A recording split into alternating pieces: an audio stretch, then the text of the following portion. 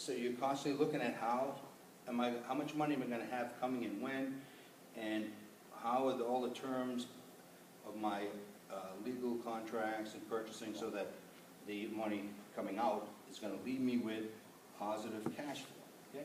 And if I don't have a lot of cash flow, then I have to go out and get a line of credit, which is to help me through the bumps, identify the bumps, okay, as to when more money's gonna be coming out than coming in.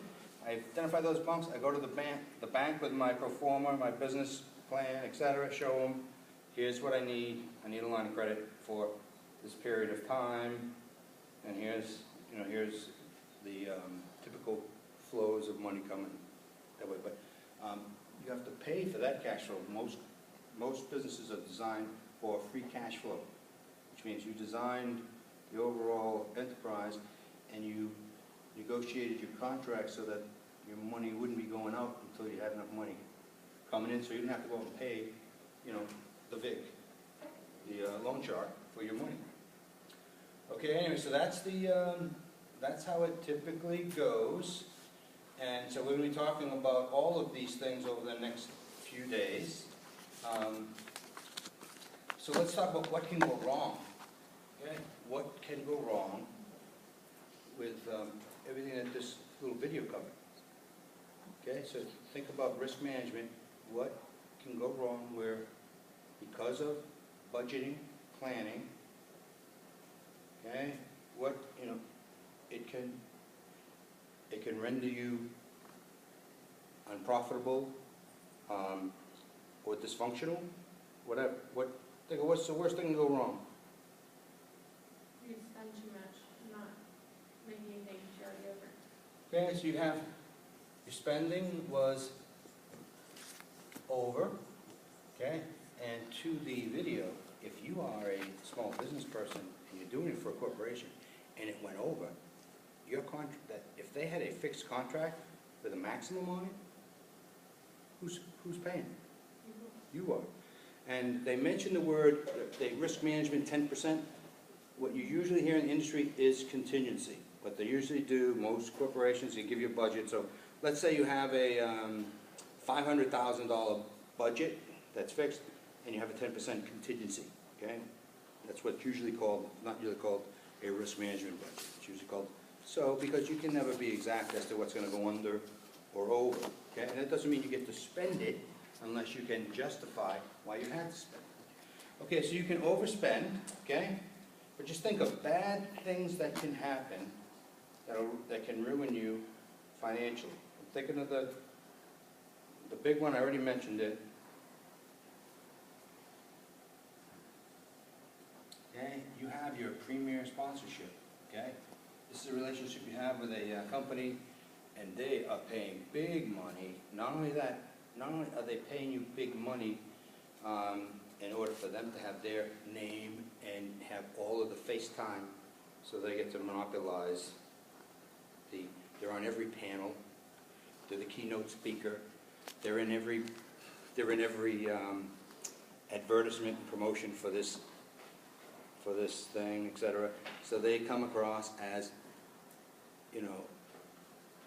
highly, with great image, brand building, goodwill to the industry, could be their distributors or their customers that are attending this thing. And things can go wrong, okay, with a relationship. Sometimes you get a new competitor show, okay, and your sponsor leaves you for the other show, okay? So you're toast, okay, because you've lost your biggest chunk of money coming in, okay? If before you sign your sponsor for the next year, if they leave on you, you're or go out of business, like an Enron sponsor. Okay, so you have overspending, and let's call it sponsorship. What else can happen to you? What are bad things? And not to ruin your day, but what are the bad things you can have? Well, 2007, what happened to our convention center in 2007, 2008? Either conventions, associations took a year off, corporations took a year off, or they drastically reduced the show. Corporations, instead of sending a dozen people, they would send 2. Okay, so you have, let's call it economic.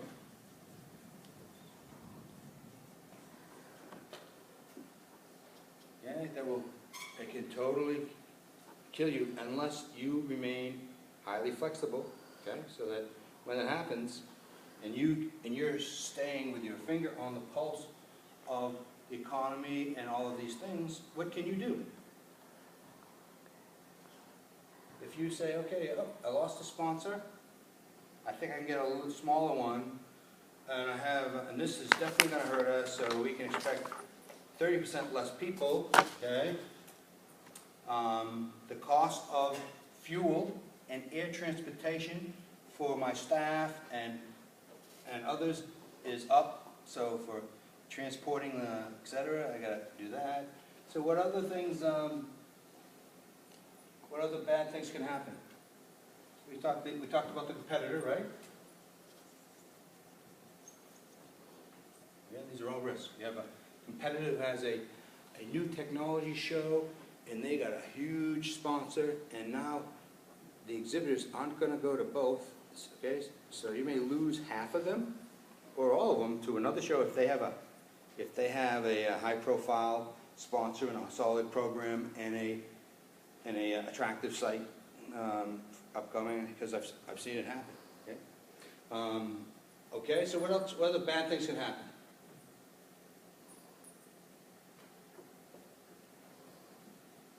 Okay. So you have your price. Okay. What affects this is what are you charging for? Where does the price come in? Because prices have to cover some costs. Obviously, they're offset by all of the advertising and promotional money you're getting from sponsors and advertisers, etc. But what are you charging for at one of these conferences? Registration. Yes, you have registration. So you have for each person.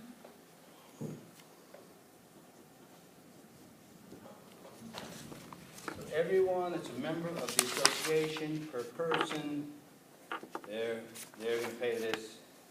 Usually it's like $2,000 or $3,000 for a 2 or 3 day gig if it has decent educational components to it. Okay, what else are you charging for? Food and beverage. Well, Some of it's included in certain conventions. yeah, you can have some, what do you call it? Banquets and such. You can do some, like, you can call it catering. Catering, or also some, you can make money on catering, like some of the most flashy exhibitors get a nice corner exhibit in the convention center, and they will actually do some drinks and entertainment, and the way you arrange it, they have to come through you. Okay? They have to buy it from you, you can make some money doing that. So you have your catering, right? But what's the other, other than, we already covered sponsorship and advertising.